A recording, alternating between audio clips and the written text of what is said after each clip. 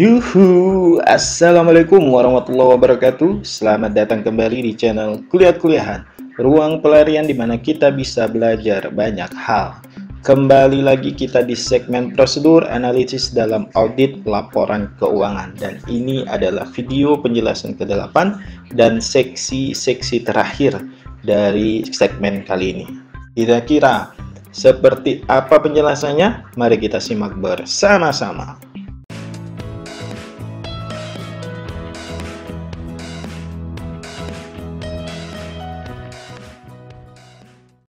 Pada SA 700 ini teman-teman, itu mengatur tentang tanggung jawab auditor dalam merumuskan opini atas laporan keuangan.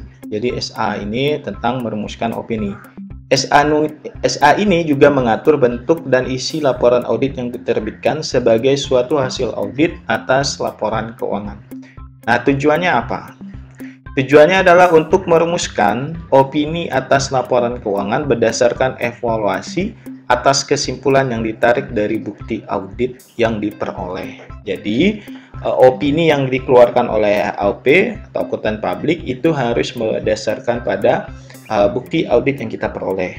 Nah, untuk menyatakan opini itu secara jelas, kita nyatakan jelas dan tertulis di basis opini, di bagian opini pada lembar opini dalam laporan audit. Apa sih hal penting yang diatur di SA Audit 700 ini? Hal penting yang diatur diantaranya adalah respon keseluruhan selama proses audit. Proses audit sebagai respon atas risiko salah saji material yang dinilai pada tingkat asersi. Dan yang ketiga, kecukupan penyajian dan pengungkapannya seperti apa. Dan yang keempat adalah evaluasi terhadap kecukupan dan ketetapan bukti audit serta dokumentasi dari selama proses audit. Fungsinya ini apa? Fungsinya adalah untuk merumuskan tadi opini yang akan dikeluarkan atau yang akan diberikan oleh AP atau akuntan publik. Tujuan utamanya apa? Nah, tujuan utamanya adalah agar opini yang dirumuskan dan diberikan itu tepat sesuai dengan bukti yang sudah diperoleh. Nah, di SA 700 ini teman-teman juga terdapat hal-hal yang penting atau pokok-pokok utamanya. Yang pertama apa? Yang pertama adalah perumusan atas laporan keuangan. Jadi kita rumuskan opininya berdasarkan keseluruhan proses audit yang sudah kita lakukan. Yang kedua, bentuk opininya. Nah, kira-kira opini yang akan diberikan oleh AP itu apa? Nah, di SA 700 ini dijelaskan bentuk-bentuk opini. Auditor harus menyatakan opini tanpa modifikasian atau unqualified opinion itu bila auditor menyimpulkan bahwa seluruh keuangan disusun dalam semua hal yang material itu sudah sesuai dengan kerangka pelaporan keuangan yang berlaku. Nah, ingat kata kuncinya di sini teman-teman, untuk semua hal yang material. Nah, di sini. Nah, jadi pasti apakah ada hal-hal yang tidak material dalam laporan keuangan? Ada aja kalau misalnya transaksinya dibandingkan dengan yang lain cukup kecil. Nah, artinya dia tidak material. Apakah boleh salah? Juga tidak boleh salah. Nah, begitu teman-teman. Nah, jika auditor menyimpulkan berdasarkan bukti audit yang diperoleh, maka laporan keuangan secara keseluruhan itu tidak bebas dari material. Kemudian, tidak dapat memperoleh bukti audit yang cukup dan tepat untuk menyimpulkan bahwa laporan keuangan secara keseluruhan bebas dari salah saji material. Ini, jika dalam dua kondisi ini, teman-teman, maka auditor harus memodifikasi opininya. Berdasarkan apa? SA 705. Jika pertama kita memberikan opini unqualified opinion, ternyata kita tidak bisa muncul dua kondisi ini, maka kita harus memberikan opininya, qualified modification. Yang ketiga adalah laporan auditor. Kita harus menyusun seluruh proses audit dalam sebuah buku yang berbentuk laporan audit. Nah, di SA 700 ini teman-teman,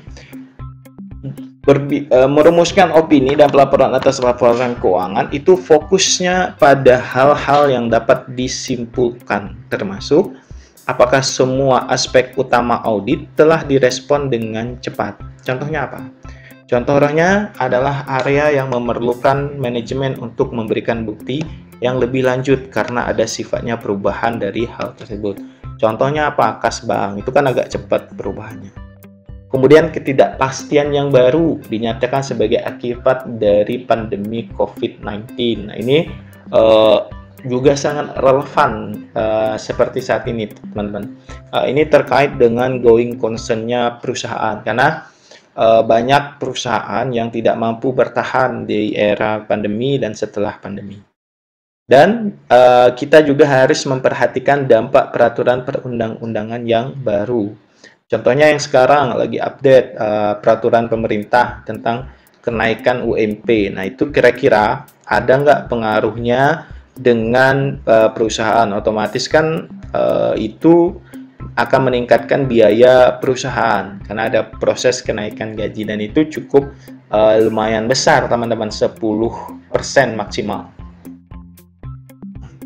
Dalam bentuk report opinion, nah ini ada 4.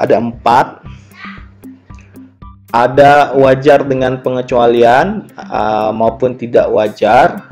Dia bagaimana? Contohnya, kalau WDP wajar dengan pengecualian atau unqualified opinion, dia tidak pervasif, dia buktinya cukup. Nah, itu bisa kita berikan opini dengan wajar dengan pengecualian. Tidak wajar, dia pervasif, tidak ada bukti yang cukup, dan terdapat salah saji yang material. Oke, baik teman-teman, demikian penjelasan saya kali ini. Mudah-mudahan bisa menjawab dari keingintahuan teman-teman semuanya. Sampai bertemu di video-video saya selanjutnya. Jangan lupa like, komen, dan share agar yang lain bisa tahu. Bye-bye.